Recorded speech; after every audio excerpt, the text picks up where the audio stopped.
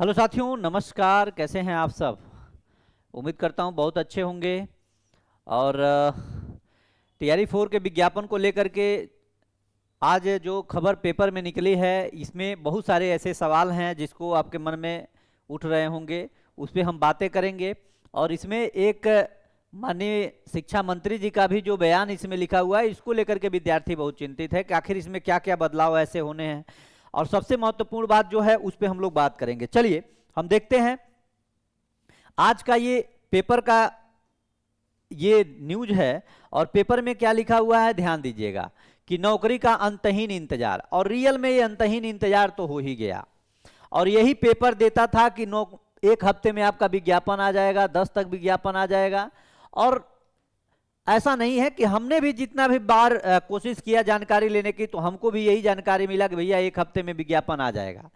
अभी हम लोग 2-3 दिन पहले मैं आपको बताया था कि मैं गया था जब बीपीएससी, तो वहां पे एक जानकारी मुझे मिली कि भैया जो टीआरई 4 का विज्ञापन है और जो स्पेशल का रिजल्ट है, ये दोनों साथ साथ जारी होगा और जल्द ही जारी हो जाएगा। इसके लिए आप निश्चिंत रहिए, आप अपना साइट विजिट करते रहिए, कभी भी आपका नोटिफिकेशन और ये भी चीजें आप लोगों के बीच में होंगी।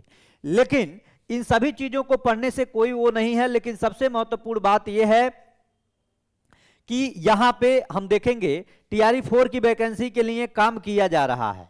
रोस्टर अपडेट करने के साथ ही विषयवार शिक्षकों की भर्ती प्रक्रिया पर काम हो रहा है। जल्द ही वैकेंसी निकाली जाएगी जिससे अधिक से अधिक छात्र आवेदन कर सकें। यानी कहने का मतलब यह है कि अब तक क्या छात्रों की संख्या कम थी। 2024 से विज्ञापन की बात चल रही है। 2024 में पेपर होने वाला था, 24 अगस्त 2024 को पेपर निर्धारित था इसके पहले।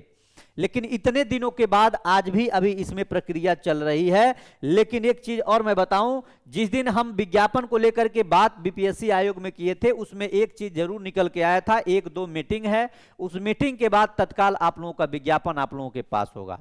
तो मुझे लगता है कि शायद इसी सब चीजों पे मीटिंग हो। यानी कि रोस्टर तो सारा चीज क्लियर था, लेकिन जो अपडेट करने की बात कही जा रही है, यानी कि रोस्टर अपडेट करने का मतलब जो भी उसमें और खामियां हो, चाहे जो भी अभी सीटेट का रिजल्ट आया है, तो रिजल्ट वाले साथी को तो पहले से ही फिक्स था कि अपेयरिंग को मौका दिया जाएगा।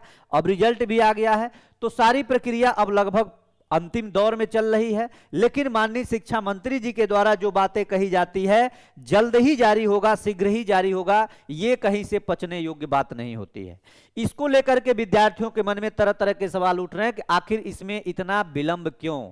आखिर इसमें 10 से 12 लाख, 10 ही लाख विद्यार्थी नहीं होगा, कम से कम 12 लाख अभ्यर्थी इसमें इस बार अपीयर होने जा रहा है।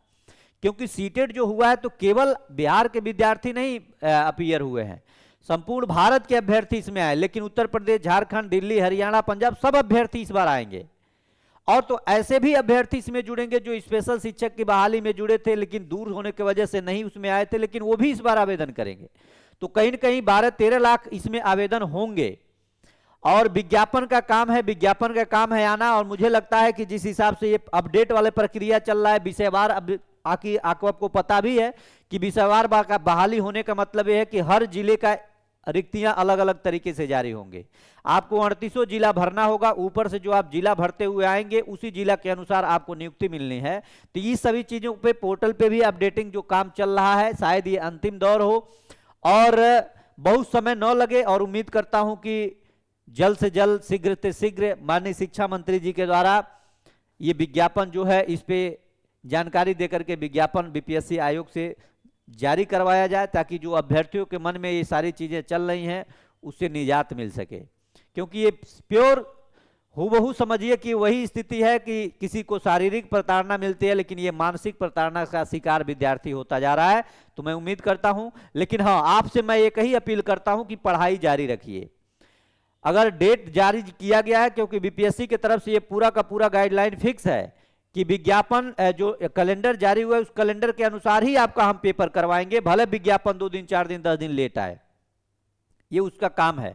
लेकिन परीक्षा वो नियत समय पे करवाएगा, एक चीज ध्यान दीजिएगा। क्योंकि सितंबर में आपका पेपर होना है, अभी बीच में समय है, तो उस अनुसार ही अपना विज्ञापन निकाल करके और अपना आवेदन कराएंगे। लेकिन ओटीआर में भी अगर आप लोग गलती किए तो ओटीआर को भी सुधार किया जा सकता है, आपको मैंने बताया था, लेकिन एक दिन मैं और पूरा वीडियो के माध्यम से बता दूंगा। जितने लोगों का कमेंट आ रहा है कि ओटीआर में बहुत सारी गलतियां हैं, नाम में गलती है, माता, अगर आपके नाम में, माता के नाम में कुछ ज्यादा गलती है, डेट ऑफ बर्थ गलती है, तो आप उसका कैसे दूसरा ओटीआर कर सकते हैं उसका भी मैं आपको बता दूंगा।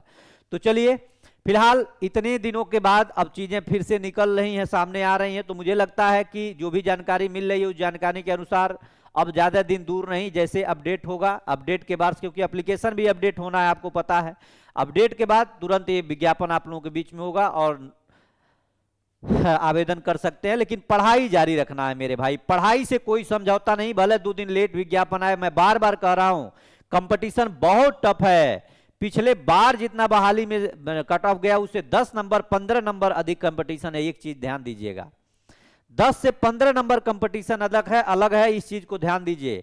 और जो महिला साथ विद्यार्थी हैं उनके लिए मैं एक चीज और कहता हूं कि आप लोगों के इस बार डोमिसाइल के साथ बहाली आ रही है, तो आपको अभी से पढ़ना शुरू कर देना चाहिए और आपको नौकरी मिलना उतना ही कठिन है जितना इसके पहले था। लेकिन भले डोमिसाइल लागू हो, लेकिन अभी भी कठिन है, क्योंकि कंपटीशन बढ़ेगा, जितना समय अधिक है उस हिसाब से विद्यार्थी पढ़ना शुरू कर रहा है।